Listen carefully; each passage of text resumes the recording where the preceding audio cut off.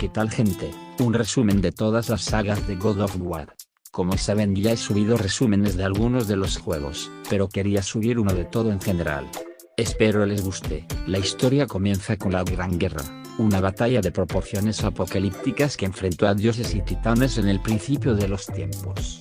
A la cabeza de los primeros estaba Zeus, y la suya era una historia de venganza. Su padre, Cronos, había devorado uno a uno a todos sus hermanos, temeroso de la profecía que vaticinaba su caída a manos de su propia progenie. Fue la mano de Zeus la que forzó al titán a devolverlos al mundo, y volvió a serlo en el momento del enfrentamiento final, cuando empuñó la espada del Olimpo y se alzó victorioso. Así, los titanes fueron esclavizados y el dios de dioses ascendió al trono como legítimo gobernante, pero las profecías volvían a ser oscuras. Él también encontraría su fin, y el responsable sería un humano con una marca inconfundible en la piel. Asustado, Zeus ordena a sus dos primogénitos, Ares y Atenea, que desciendan a la tierra para dar caza al chico y acabar con su vida lo antes posible. Aquí entra en escena Kratos, aunque no en el papel que esperamos. El supuesto elegido no es otro que su hermano Deimos, que es secuestrado por Ares ante la impotencia del espartano. Pasan los años, y el Kratos que todos conocemos se ha casado y tiene una niña. También es el comandante de los ejércitos espartanos, y tras una exitosa carrera profesional masacrando aldeanos inocentes acaba topándose con un hueso demasiado duro de roer: los ejércitos bárbaros. Incapaz de aceptar la derrota, el desesperado general invoca a Ares con su último aliento, ofreciéndole su alma a cambio de la aniquilación de sus enemigos. Dicho y hecho, el dios aparece, fulmina a los invasores y le entrega a Kratos las legendarias espadas del caos, un regalo envenenado que se fija a su carne mediante unas cadenas incandescentes. Volvemos a avanzar unos cuantos años, y un Kratos que ya tiene poco de humano recibe de Ares el encargo de asaltar un poblado de adoradores de su hermana, Atenea. Una inocente ancianita le advierte que quizá no sea una buena idea, pero Kratos no quiere escuchar y se abandona a una orgía, otra más, de sangre y destrucción absolutamente descontroladas. Tanto, que quien acaba probando su acero en último lugar son las víctimas más inesperadas, su mujer y su propia hija. Fue el propio Ares quien lo dispuso todo en un macabro intento de terminar de arrebatarle a su guerrero definitivo los últimos jirones de humanidad, pero el plan no tarda en volverse en su contra. Horrorizado por lo que ha hecho, Kratos jura venganza, no sin antes ser maldecido por la anciana por portar en su piel las cenizas de su propia familia. Así es como nace el fantasma de Esparta. Un nuevo salto en el tiempo, concretamente hasta los hechos que relata God of War Ascension, hacia las desventuras de un Kratos en rebeldía que pasa a ser prisionero de las tres furias, guerreras formidables nacidas de la misma ira de los dioses primordiales que desde tiempos inmemoriales persiguen a quienes se atreven a romper un juramento de sangre. Pero divinas o no, unas cuantas cadenas no son rival para el futuro dios de la guerra. Kratos se libera violentamente, y en el camino acaba trabando amistad con Orcos, el hijo de Ares y un primer aspirante a guerrero definitivo que acabó decepcionando a su padre. En su papel de guardián de los juramentos, Orcos informa a Kratos de que la única manera de liberarse de su promesa y de las visiones que lo atormentan es acabar con la vida de sus captoras. Una por una caen, y una por una van sembrando el camino hacia una última revelación. La presa final que Kratos debe eliminar es el propio Orcos, hijo también de la reina de las furias y un nuevo inocente que acaba pagando con sangre las ansias de venganza de nuestro protagonista. Libre de su contrato con Ares, Kratos decide volverse a poner al servicio de los dioses con la esperanza de que le ayuden a borrar sus recuerdos. Su primera tarea es rescatar a Helios, el dios del sol, lo que le lleva a adentrarse en el inframundo. Allí se encuentra Perséfone, sobrina y a la vez esposa de Hades, que le ofrece volver a ver a su hija a cambio de renunciar a todo su poder divino. Kratos accede, y es entonces cuando Perséfone revela su verdadero plan: destruir el pilar que sujeta el mundo, acabando así con la vida en la tierra y quedando libre de sus obligaciones para con los muertos. Un ingrato papel que ella nunca eligió. Una vez más Kratos se ve obligado a elegir, y la familia vuelve a salir perdiendo. Tras despedirse de la niña una última vez, recupera sus poderes y se embarca en una nueva carrera homicida que termina con el titán Atlas sujetando los maltrechos cimientos del mundo y con un nuevo recado de Atenea: matar al mismísimo Ares, el dios de la guerra. Kratos accede sin pensárselo dos veces, y parte rumbo a una nueva misión que pasa por recuperar la legendaria caja de Pandora, el único instrumento que puede matar a un dios. e inesperadamente es Cronos quien vuelve a Esfena. Su castigo fue vagar por el desierto toda la eternidad, y lo que carga a la espalda no es otra cosa que el templo que sirve de descanso eterno al misterioso artefacto. Tras enfrentarse a pesadillas sin nombre, el espartano casi consigue hacerse con la caja, pero Ares siente su presencia desde Atenas, en el otro confín del mundo, y zanja la amenaza lanzando un pilar que atraviesa el desierto a modo de jabalina. Kratos muere empalado, pero como veremos más adelante, la muerte no era un impedimento absoluto en la mitología griega. Un nuevo viaje al reino de Hades, un nuevo regreso, y el enfrentamiento final. La caja, ahora en posesión de Ares, cambia de manos violentamente y tras una pelea agónica en la que Kratos se ve forzado a revivir como su familia cae de nuevo víctima de sus propias espadas, el sanguinario dios muerde el polvo al fin. La venganza se ha completado. Tras la victoria, Kratos decide regresar con Atenea, y nuevamente vuelve a comprobar que sus esperanzas están condenadas. La diosa le informa de que sus pecados son demasiado terribles para ser perdonados y sus pesadillas seguirán acompañándole eternamente. Abatido, Kratos decide poner fin a su sufrimiento lanzándose al mar desde las alturas, pero es recogido en el último momento por una mano salvadora. No es otra que la de la misma Atenea, ahora sí decidida a recompensar la hazaña del mortal que ha sido capaz de asesinar a un habitante del Olimpo. El trono del dios de la guerra está vacío, y alguien debe ocupar su lugar.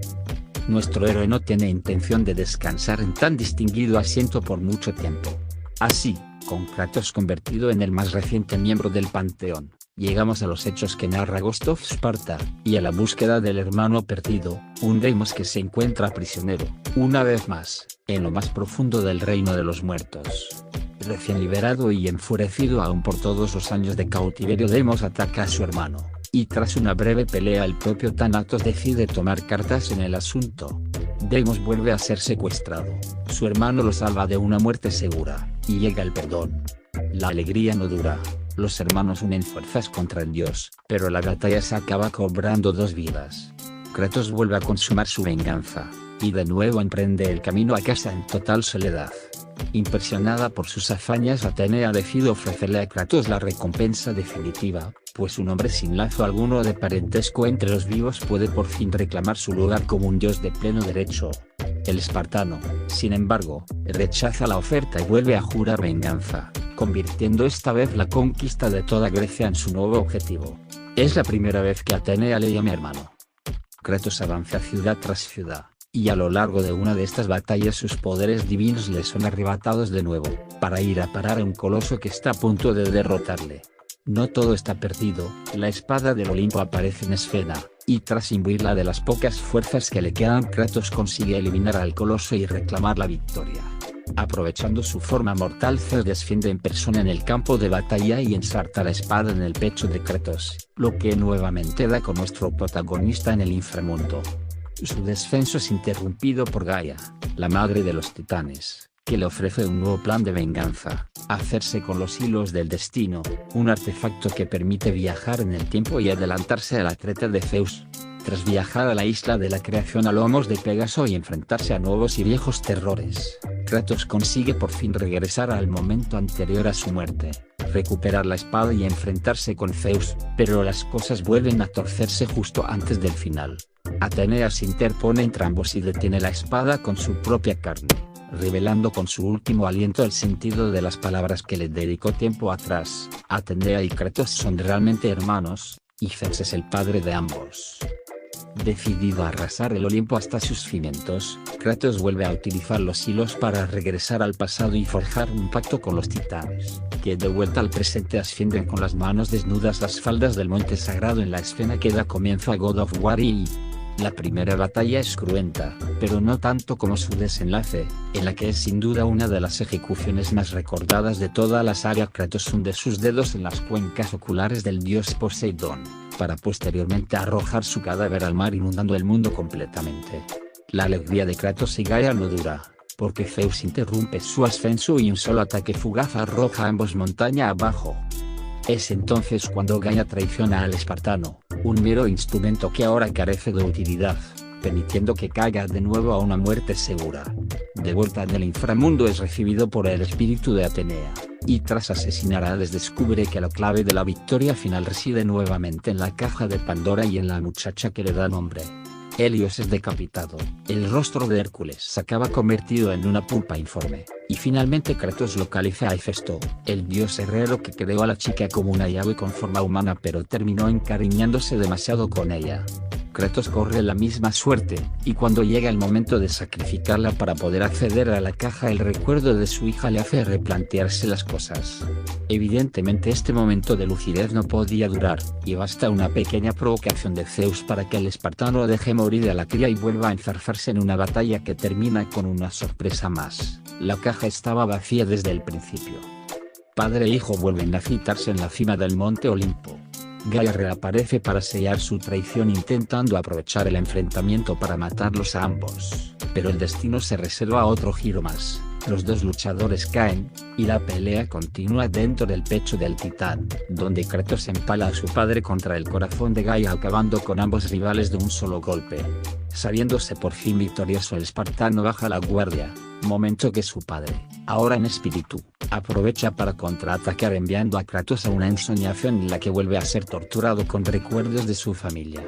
Confuso y atormentado intenta encontrar la salida, pero tiene que ser nuevamente Pandora quien se le aparezca en sueños para guiarle de vuelta a la realidad y acabar, esta vez de manera definitiva, con el Señor del Olimpo.